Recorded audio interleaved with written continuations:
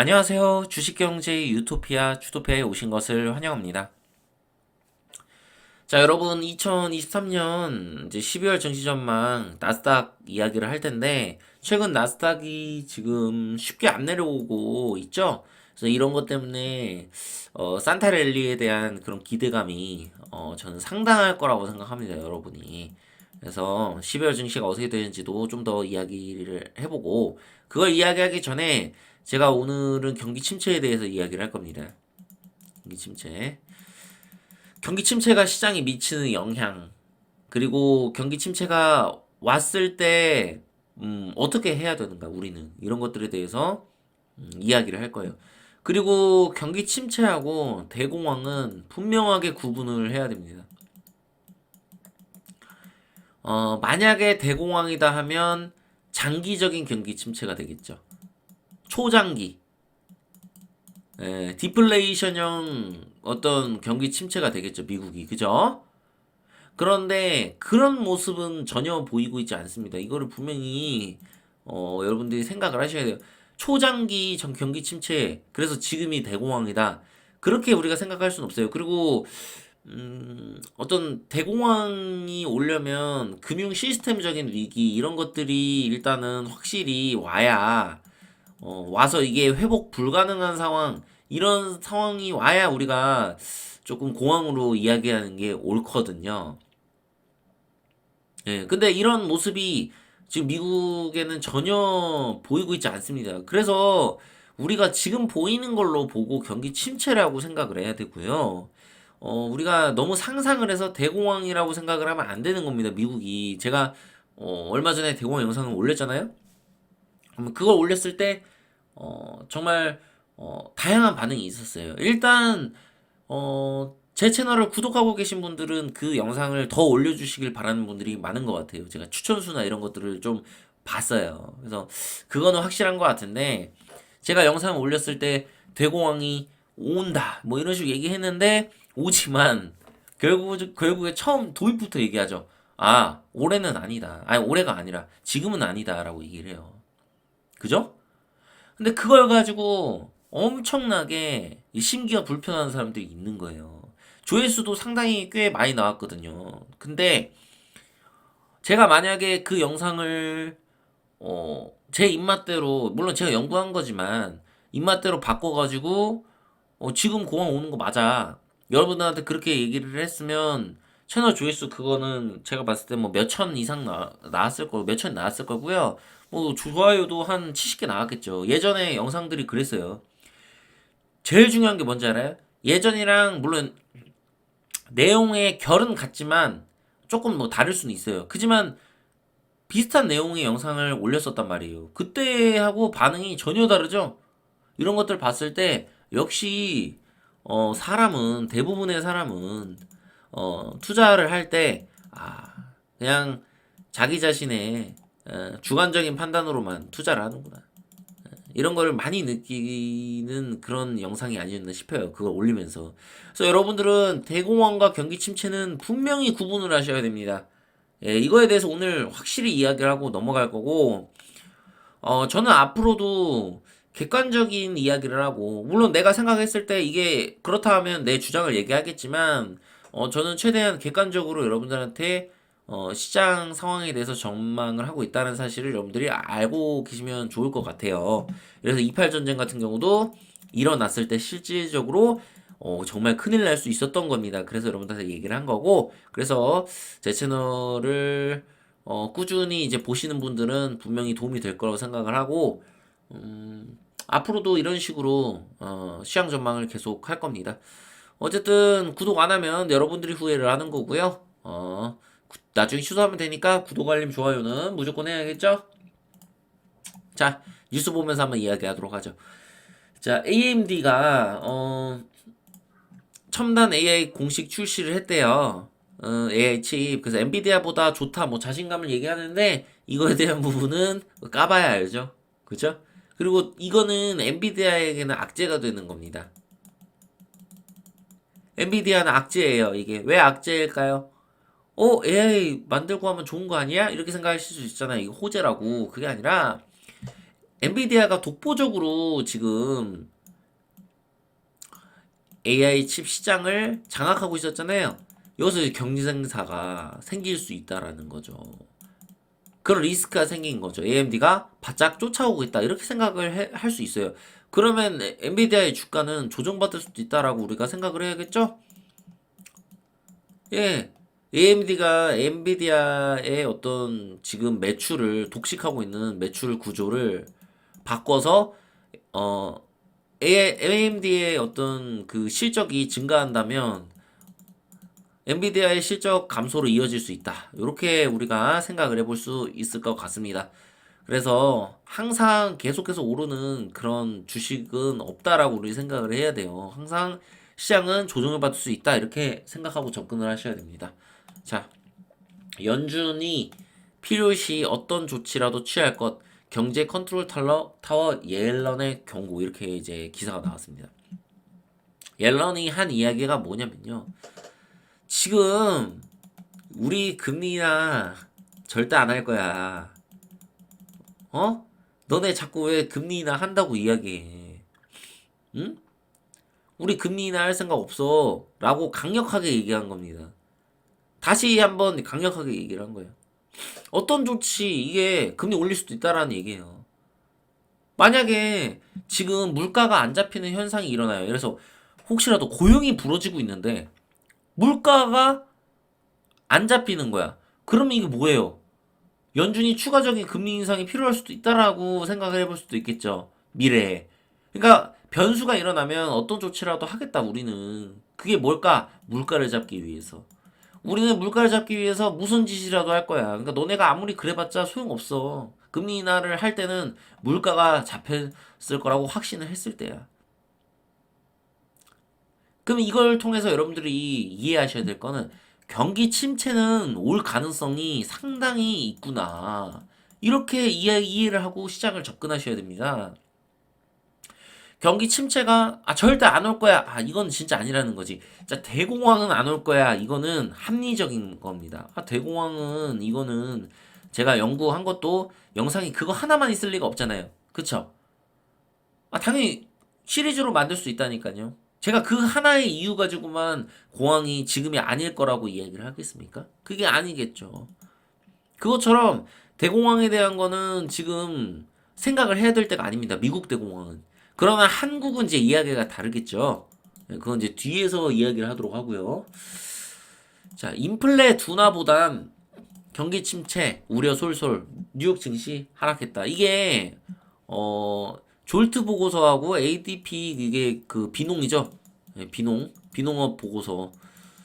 한마디로 고용 보고서인데 고용이 위축되고 있다 이런 이제 신호가 나오고 있어요.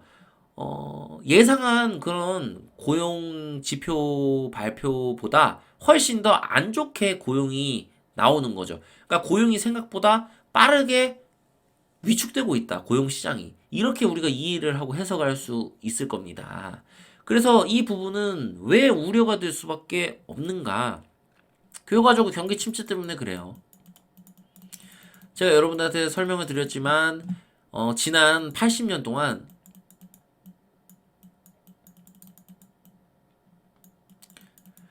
경기 침체, 그러니까 금리를 올리고 나서 금리 인상,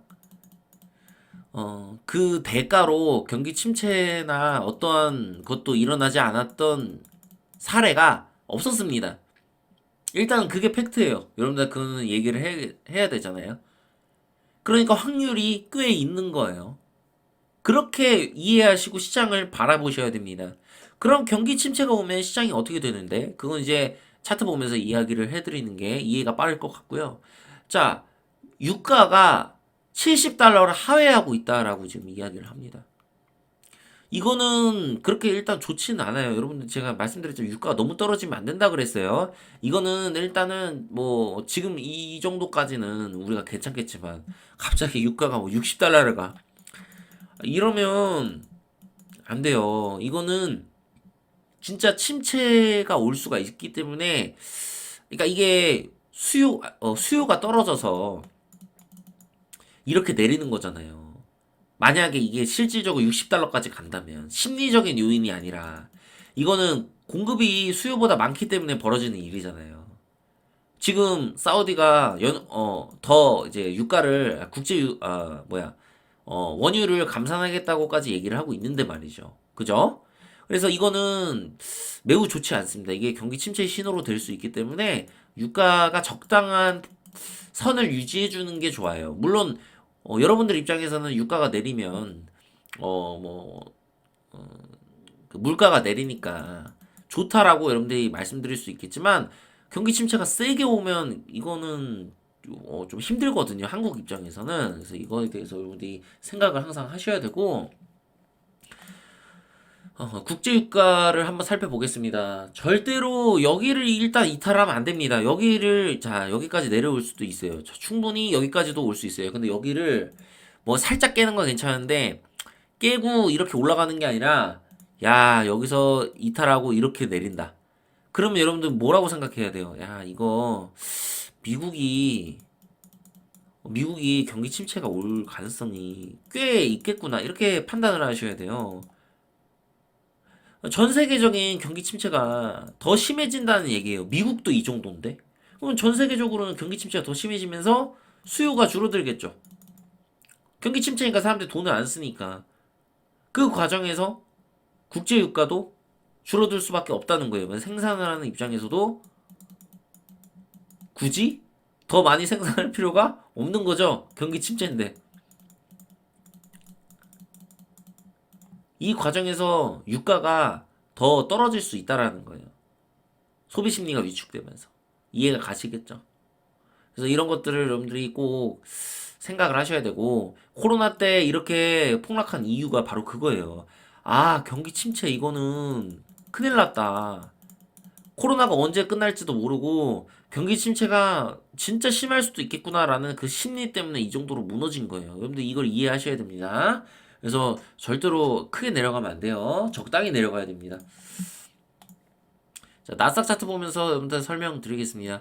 자, 지금 나스닥이 전 고점을 돌파하고 여기서 지금 좀 강한 모습을 보여주고 있습니다. 그러나 이 강한 모습도 추가 조정이 나오면서 꺼질 수 있다. 이거를 여러분들이 생각하셔야 됩니다. 지금 같은 경우는 12월인데 이렇게 해서 바로 산타랠리가 올 가능성이 일단은 높지는 않아요. 지금 제가 12월 7일이잖아요. 네, 지금까지 봤을 때는 그렇습니다. 이렇게 바로 갈 가능성이 일단 높진 않아요. 물론 있죠, 가능성은. 하지만 이거 높진 않아요. 이거보다는 지금 현재로서는 추가 조정이 나올 가능성이 높다. 추가로 발표될 지표들이 있어요.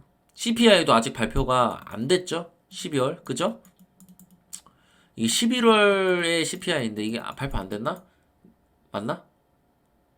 내가 지금 착각하고 있는 거 아니죠? 예, 혹시라도 내가 지금 아니겠지? 여러분들 혹시라도 발표했으면 했다고 얘기해요. 이거 아직 안 한 걸로 알고 있습니다.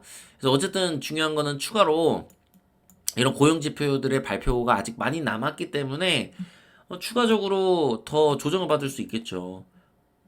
CPI는 안 내려가는데 갑자기 고용만 내려가. 이러면 안 돼요. 물가 안 잡히는데 고용만 내려가고 실업률을 증가해. 이러면 좋은 게 아닙니다. 그래서 지표들이 어떻게 나올지 우리가 확인을 해야 될 필요성이 있고요. 불확실성, 내년에 대한 불확실성. 내년. 이것 때문에 미증시가 좀 조정받을 수 있을 거라고 저는 생각합니다. 12월에. 그래봤자 조정이지, 이게 여기를 뭐 이탈한다든지 갑자기 이렇게 뚝 떨어지거나 이런 일은 없을 거라고 얘기를 하는 거예요. 그러면, 만약에 조정을 받게 되고, 경기 침체가 오게 된다면 어떻게 될까? 내년에. 요거에 대해서 이야기하겠습니다. 자, 살짝 얘기만 넘어갈게요. 자, 이 고점을 차트가 돌파를 하면요, 우리가 크게 걱정할 필요가 없어요. 크게 걱정할 필요 없습니다. 그러나 여기를 돌파하지 못하고 만약에 경기 침체가 올 경우에는 일단 골디락스가 아니라는 거잖아요. 여기까지 올라온 거는 골디락스에 대한 기대감 때문에 올라온 겁니다. 그죠? 근데 골디락스가 아니었어요? 그럼 결국에는 증시가 추가적인 하락이 나올 수 있다는 얘기고 뭐 이렇게 나온다는 얘기가 아니라 이제 요런 식으로 나올 겁니다. 이렇게 반등이 나오면서 요런 식으로 만약에 하락이 나오더라도 이런 식으로 나올 거예요. 미증시가. 그러니까 좀 시간이 걸릴 거라는 얘기죠. 결과적으로는 이 파동이 나중에 죽을 건지 안 죽을 건지 그건 알 수가 없어요. 11월에 나온 파동을 얘기하는 겁니다. 결과적으로 이게 만약에 죽는다면 경기 침체로 봐야 돼요. 그러니까 죽을 수 있다는 가능성을 우리가 열어둬야 된다는 얘기예요. 경기 침체에 대한 확률이 꽤 있으니까. 아, 이거 죽을 수도 있겠구나. 그럼 이거 죽으면 우리가 공황으로 생각해야 돼요? 공황으로 생각하지 말아야 돼요? 공황으로 생각하면 안 됩니다. 미국의 경기 침체하고 공황은 다르다고 여러분들 말씀드렸어요. 자, 공황은 어디를 생각해야 되냐? 여기를 이탈하면 그때 공황으로 생각해도 늦지가 않아요. 그건 공황일 수 있어요. 왜 그러냐? 지금 여기 이 각도가 무조건 상승을 해야 되는 상승 추세의 파동이에요. 그런데 이 파동을 죽였어요. 그 무슨 얘기예요? 추가적인 하락이 있을 수 있다는 얘기죠. 그죠? 그러니까 여기에서 대응을 해야 돼요. 공황이라고 생각하면. 그런데 공황을 주장하는 사람들은 여기에서 공황을 주장하고 있다는 거예요. 그거는 문제가 심각합니다. 진짜 투자를 하고 있는 사람이 맞는가 의심을 할 정도예요. 사실 저는 거의 초보라고까지 생각을 하고 싶거든요. 여기에서 공황이라고 이야기를 한다고요? 그건 말이 안 돼요. 그렇다고 경기 침체가 안 온다? 야, 이것도 진짜 말 같지도 않은 소리죠. 지금 내년에 경기 침체가 올지 안 올지 모르기 때문에 그러기 때문에 시장이 조정을 받을 수 있다. 이거는 합리적인 분석이고요. 실제로 그렇게 될 가능성이 굉장히 높아요. 그러니까 지금 두 가지의 가능성을 생각하셔야 됩니다. 결과적으로 얘가 정고점을 결국에 돌파를 할 것이냐 아니면 여기서 조정을 좀 크게 받고 박스권 형태로 이런 식으로 파동이 나올 것이냐 이런 것들을 생각을 하셔야 된다는 겁니다. 이해가 가시겠죠? 그리고 만약 미국이 경기 침체가 온다면 여기서 전저점 이탈 가능성이 생기는 거고 여기서 이거를 이탈할 경우에 한 이 정도까지도 밀릴 수 있다라고 생각을 해야 됩니다. 경기 침체가 오면. 그러니까 경기 침체가 실제로 오면 폭락이 올 수 있다라는 거예요. 이렇게 시장을 접근하시면 좋을 것 같습니다. 그럼 한국은 어떻게 된다? 금융위기 온다. 요까지만 얘기하고 끝내도록 하겠습니다. 구독과 좋아요, 알림 설정 부탁드리고요. 주식경제 유토피아 주토피아였습니다. 감사합니다.